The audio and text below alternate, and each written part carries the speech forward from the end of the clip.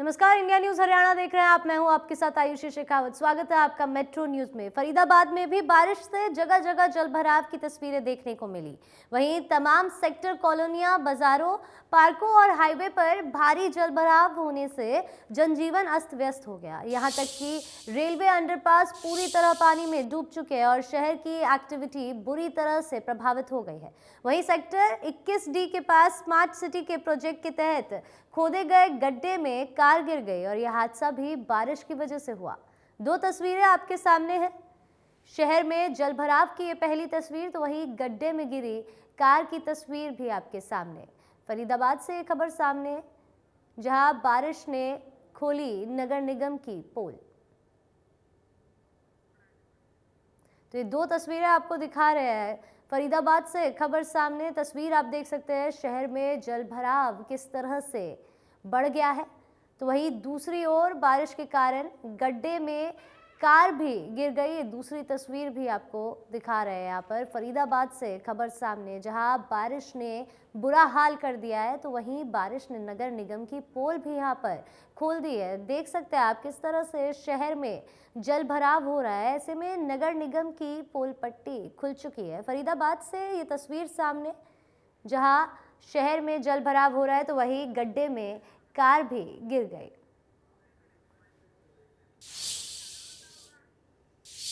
कल रात से हो रही लगातार झमाझम बारिश से शहर वासियों की मुश्किलें बढ़ गई है। आलम यह है कि तमाम सेक्टर, कॉलोनियां, बाजारों, पार्कों और हाईवे पर भारी जलभराव होने से जनजीवन अस्त व्यस्त हो गया है। यहां तक कि रेलवे अंडरपास पूरी तरह पानी में डूब चुके हैं और शहर की एक्टिविटी बुरी तरह से प्रभावित हो गई है। वहीं इस बारिश से अगर कोई खुश नजर आ रहे हैं तो वे किसान हैं, जो गेहूं की फसल के लिए इस बारिश को वरदान मान रहे हैं।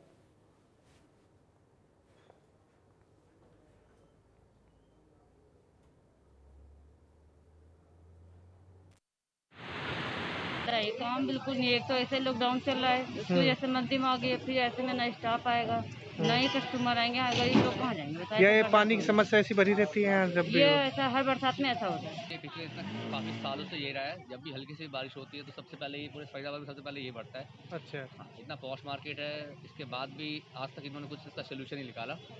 पता नहीं नगर निगम वाले क्या करते हैं, नहीं करते हैं, आज तक सबको भी कोई सोल्यूशन नहीं निकला। जबकि थोड़ी सी बारिश होती है तो पूरे फरीदाबाद में सबसे पहले ये बढ़ता है। समस्या हमेशा ही बनी रहती है, जब बरसात आती है तो यही हाल होता है। ये प्रशासन को ढंग से काम करना चाहिए, अपनी जिम्मेदारी से काम करना चाहिए। ये पानी नालों में जाना चाहिए। 3 दिन से भर रहा है और बार बार पानी खींच रहे हैं, इधर उधर गंदगी हो रही है। समस्या का सामना करना पड़ रहा सर, इसलिए पानी भरा हुआ है यहाँ पे। इसके वजह से कोई गेस्ट आते जाते नहीं है, सीवर जाम है, नगर निगम इस पर ध्यान नहीं देते। खबरों में आगे बढ़ते हैं। मौसम ने ली करवट। सुबह से बारिश होने से मौसम का मिजाज अचानक बदल गया और बारिश पर हमारे संवाददाता देवेंद्र कौशिक की रिपोर्ट देखिए।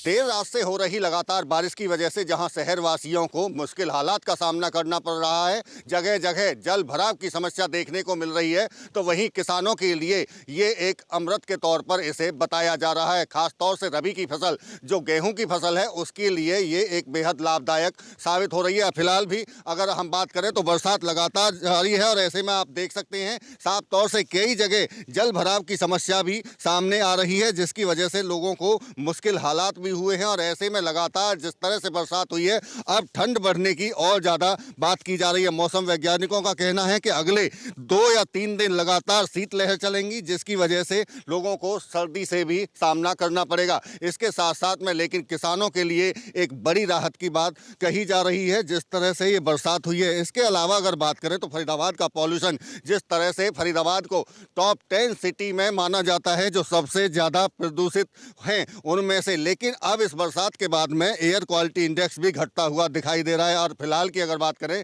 तो 200 के करीब एयर क्वालिटी इंडेक्स फरीदाबाद का है। हालांकि बेहतर तो नहीं कह सकते, लेकिन कुछ राहत जरूर पॉल्यूशन में भी मिलती हुई साफ तौर से देखी जा सकती है। अब देखना होगा कि लगातार अगर इसी तरह से बरसात होती है तो एक तरफ जहां शहरवासियों के लिए जलभराव की एक बड़ी समस्या सामने होगी, तो वहीं दूसरी तरफ ये किसानों के लिए राहत की बात तो है, लेकिन जो सब्जियां हैं, जो सब्जी की फसल है, उसके लिए ये एक खराब भी इस बारिश को बताया जा रहा है। अब लगातार जिस तरह से बरसात हो रही है, अभी बरसात रुकी नहीं है। ऐसे में देखना होगा कि कब तक ये बरसात होती है और इस बरसात से अब लोग कब तक निजात पाते हैं। फरीदाबाद से देवेंद्र कौशिक, इंडिया न्यूज। बल्लभगढ़ में देर रात से हो रही बरसात ने जहां ठंड बढ़ा दी है, तो वहीं प्रदूषण से भी लोगों को काफी राहत महसूस हुई है। सुबह जब लोगों की नींद खुली तो देखा कि शहर में लगातार बरसात होती जा रही है। किसानों के लिए ये बरसात काफी राहत वाली है। इसी बरसात से गेहूं की फसल को काफी फायदा होगा दिखाई दे रहा है। ये नज़ारा बल्लभगढ़ की सुभाष कॉलोनी का है, जहां बरसात में लोग भीगते हुए जा रहे हैं। बल्लभगढ़ ही नहीं, पूरे फरीदाबाद में बरसात लोगों के लिए काफ़ी राहत भरी रही।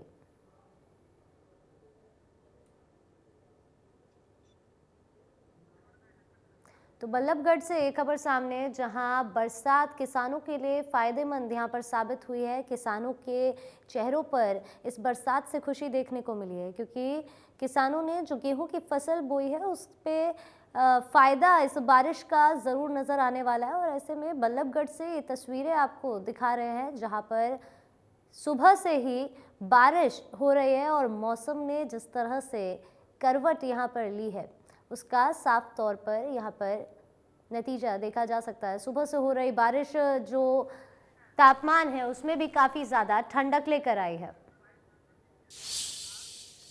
आगे बढ़ते हैं। कोरोना के बढ़ते मामलों को देखते हुए सड़कों पर बिना मास्क वाहन चलाने वाले लोगों का ट्रैफिक पुलिस ने चालान काटना शुरू कर दिया है। बल्लभगढ़ के IMT चौक पर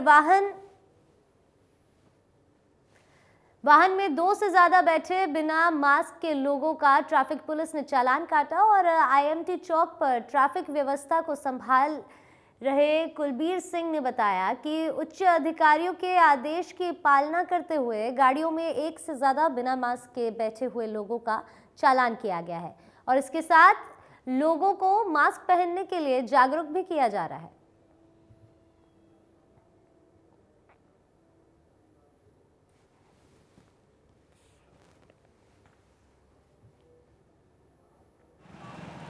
कि मेरा ही घटा, मैं तो देख रहे हैं आपके सामने, यहाँ लाइन लगा सब जा रहे, किसी को रोक ही नहीं रहे। मोटरसाइकिल 3-3 बंदे, जिसे मर्जी रोक लेते, जिसे मर्जी छोड़ देते। तो हमें तो कटवा लिया सर, हम चुपचाप खड़े, हमारे पैसे आ जाएंगे, चले जाएंगे, हमने तो कुछ बोला ही नहीं सर।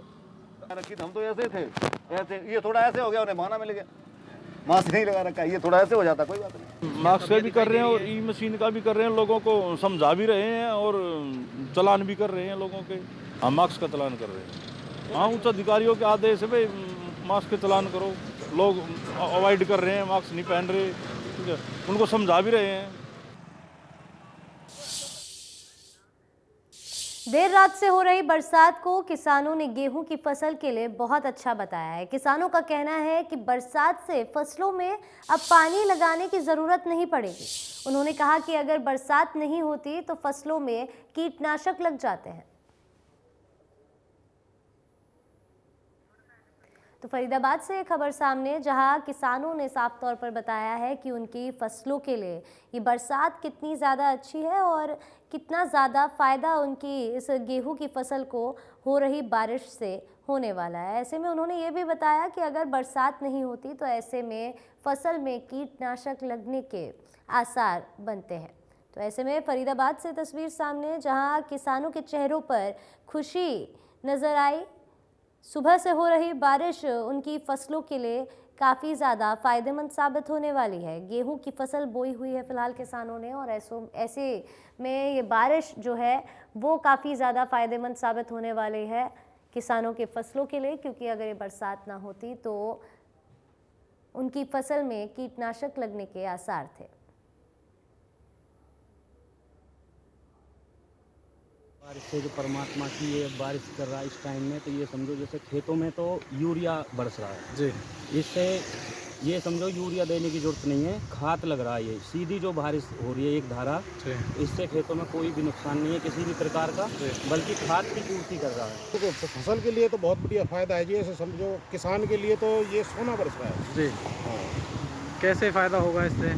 इससे तो ऊपर से जो पानी लगता है फसल इसको बहुत ज़्यादा मानती है बारिश के पानी को, तो और सर्दी बढ़ेगी गेहूं के लिए तो ये बहुत ज़्यादा फायदेमंद है। इसमें तो जी इसकी तो किसान बहुत पहले से भी बाढ़ देख रहे थे, पहले भी बताई थी कि आज से करीब 10 दिन पहले इनका भाई बारिश के अनुमान है हरियाणा में 40% बारिश बताई थी, पर हुई नहीं थी जी। अब भी बूंदाबांदी जैसी ये पड़ रही है तो गेहूं के लिए तो काफ़ी फायदा है।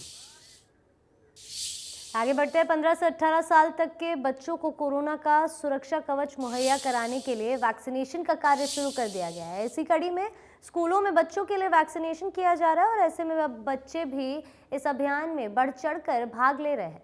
फरीदाबाद के ग्रेटर फरीदाबाद स्थित मॉडर्न डीपीएस स्कूल में स्कूली बच्चे न सिर्फ कोरोना वैक्सीनेशन के लिए आगे आ रहे हैं बल्कि अन्य बच्चों और अभिभावकों को भी कोरोना की वैक्सीन बिना किसी डर के लगवाने के लिए प्रेरित कर रहे हैं। बच्चों का वैक्सीनेशन को लेकर आत्मविश्वास देखते ही बन रहा है। वहीं स्कूल में भी सोशल डिस्टेंसिंग, मास्क और निर्धारित गाइडलाइन के अनुसार वैक्सीनेशन करवाया जा रहा है।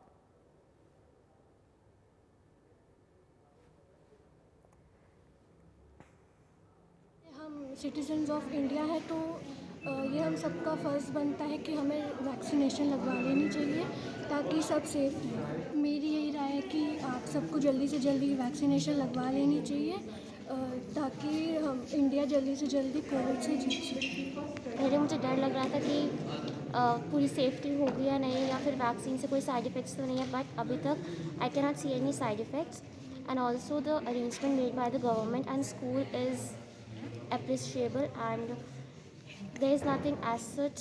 I mean मैं सबको चाहूँगी कि जितने भी हमारे यूथ हैं वो आके वैक्सीनेटेड हो जाएं बिकॉज़ उसमें हमारा ही फ़ायदा। अगर हम यूथ इनिशिएटिव लेंगे तो ही हमारे पेरेंट्स हमारे साथ आएंगे बिकॉज़ वैक्सीनेट होना एक यही वे है जिससे हम कोविड को मिलकर हरा सकते हैं। तो यहाँ आके बहुत अच्छा लगा कि बहुत वेल प्लान्ड है, अच्छा लगा, बहुत अच्छी तरह से ऑर्गेनाइज्ड है, फ्री ऑफ कॉस्ट है और प्रॉपर रजिस्ट्रेशन का फैसिलिटी अलग से है, सब कुछ बहुत अच्छा लगा। हमारी पेरेंट्स से अपील है कि पेरेंट्स मैक्सिमम आगे आएँ, वैक्सीनेटेड कराएं और जो मेरे जैसे बुजुर्ग हैं वो बूस्टर भी लें। फरीदाबाद के एक निजी अस्पताल में हरियाणा का पहला हार्ट ट्रांसप्लांट करने में सफलता मिली है, जहां डॉक्टरों ने मात्र 3 घंटों में महिला का हार्ट ट्रांसप्लांट करने में कामयाबी हासिल की है। इस हार्ट को गुजरात के वडोदरा के चार्टर्ड प्लेन के द्वारा दिल्ली लाया गया था, जहां से लाने के लिए 40 किलोमीटर तक का ग्रीन कॉरिडोर बनाया गया था। सफल ऑपरेशन होने के बाद अस्पताल में डॉक्टरों ने जहां इसे एक बड़ी सफलता बताया है, तो वहीं उन्होंने फरीदाबाद, गुरुग्राम और दिल्ली पुलिस का ग्रीन कॉरिडोर बनाने के लिए धन्यवाद किया। आपको बता दें कि ग्रीन कॉरिडोर बनाने के चलते हार्ट समय पर अस्पताल पहुंचा और ये ऑपरेशन समय पर सफल हो पाया।